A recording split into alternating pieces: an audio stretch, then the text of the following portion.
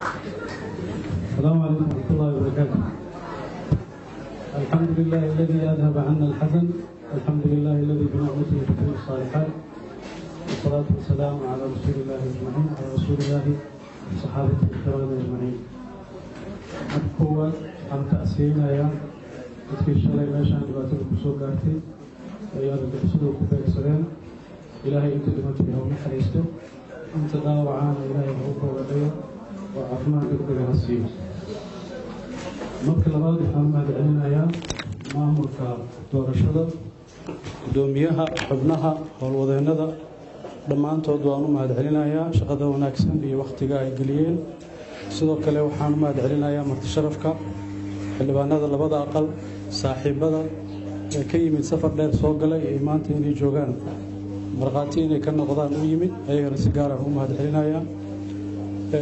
waxaan rabaa halkan inaan ka iraahdo laba kelmadood, mid aniga igu saabsan iyo mid ragga soo socda hadda bannaanka taagan soo geli doona ku saabsan.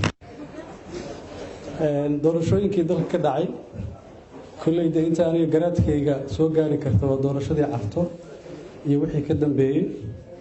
tii Carto un baanan joogin, inta kale waa dhex taagnaa, hadba sidaan ku dhex taagnaaba, laakiin mar aniga lii codeynaya tan ay ugu horeysa. marka tan waxaan ka arkay arkaan rabaa inaan u sheego qolooyin kaloo soo socda. marka nin xoolo dhaqanaya waxaa la yidhi sheekhu intuu tagu yidhi ii ducee. marka uu duceeyey wuxuu yidhi xoolaha kuu barakoobi doona, abaartu waa ka baxaysaa. marka ninkii intuusan abaartii ka bixin baa calool xanuun badanaa ku dhacay, aad buu u shumay. shubankii ka bacdi baa xoolihii u barakoobeen. marka nin baa u yimid oo wuxuu yidhi nin sheekhan ka ducaystaan rabaaye sheekh hebel baan u socdaa, warkaas shubanaa ka horreeya ha u tegin.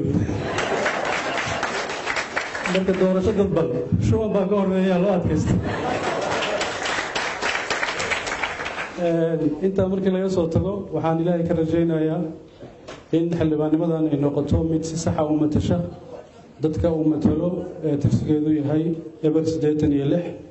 wuxuu noqon doonaa mid matalo Beledweyne, wuxuu noqon doonaa mid matalo Hiiraan, wuxuu noqon doonaa mid matala Hirshabeelle, wuxuu noqon doonaa mid matala Soomaaliya.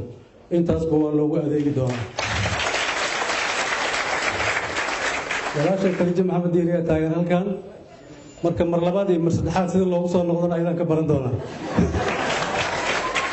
wala maasantii. Assalaamu calaykum waraxmatullaah. madrasada Darul Istiqama oo uga barateen barashada Quraanka Kariimka kana qalin jabisay dafcadii 10aad waxay hadda inii soo kordhisay online academy oo ah qaab casri ah oo uga baran karto Quraanka adigoo jooga gurigaaga meel kasto aad joogto waad noqon kartaa ardayda Darul Istiqama. wixii faahfaahintaas dheeriya kala xiriir lambarada iyo gmailada shaashada ku qoran. Darul Istiqama daarta cilmi.